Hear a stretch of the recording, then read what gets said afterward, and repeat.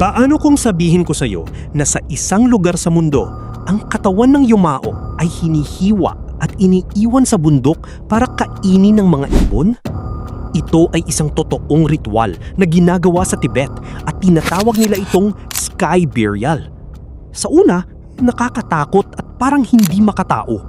Pero para sa mga Tibetan, ito ay isang banal at makabuluhang pamamaalam.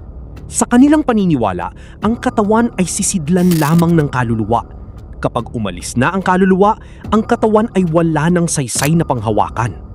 Sa sky burial, ang katawan ng yumao ay dinadala sa isang mataas na bundok. Doon, may isang espesyal na tao, tinatawag na rukyapa, ang naghahanda ng katawan. Maingat niya itong hinihiwa, hindi bilang kawalan ng respeto, kundi bilang huling alay sa kalikasan. Pagkatapos, iniiwan ng katawan para kainin ng mga buwitre at ibon. Para sa kanila, ito ay isang mabuting senyales. Ibig sabihin, tinanggap ng kalikasan ang kaluluwa ng yumao. Bukod sa paniniwala, may praktikal na dahilan kung bakit ito ginagawa. Ang Tibet ay mataas at mabato. Mahirap hukayin ang lupa at kakaunti ang kahoy para sa cremation. Hindi ito katamaran. Ito ay pag-angkop sa kapaligiran at paggalang sa limitadong likas yaman.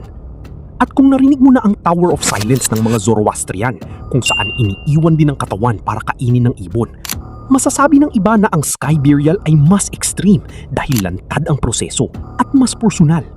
Pero para sa mga Tibetan, ito ay hindi karahasan. Ito ay pagpapalaya. Kau, paano kung namatayan ka? Kaya mo bang tanggapin o hanggapin ang ganitong pamamaalam? Comment mo ang opinyon mo at i-follow para sa mas marami pang misteryong tunay na nangyayari sa mundo.